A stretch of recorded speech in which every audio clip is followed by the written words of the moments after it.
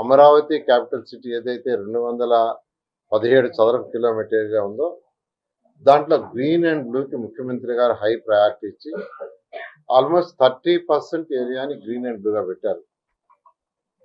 Green and blue దానికి సంబంధించి యాక్చువల్గా ఈరోజు ఏడీసీ వాళ్ళు దీని మీద అనేక ప్లాన్లు చేశారు.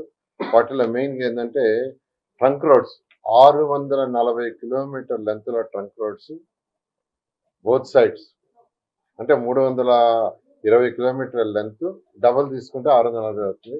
బోత్ సైడ్స్ యాక్చువల్గా బ్యూటిఫికేషన్ ప్లాన్ చేశారు.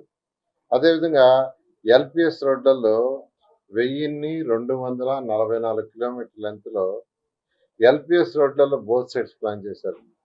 ప్రతి రోడ్లోనూ ఒక type of flower site, each road ఏదో ఒక రకమైన ఫ్లవర్స్ ఉండేటట్టుగా, ఆ సీజన్లో ఆ ఫ్లవరింగ్స్ వచ్చేటట్టుగా. ఎందుకంటే కొన్ని సీజన్లో కొన్ని ఫ్లవర్స్ వస్తాయి, కొన్ని సీజన్లో కొన్ని ఫ్లవర్స్ వస్తాయి. అందుకని దాన్ని సైంటిఫిక్గా ఆలోచించి డిఫరెంట్ కంట్రీస్ ఎలా ఉండాలో స్టడీ చేసి దానికి వచ్చారు.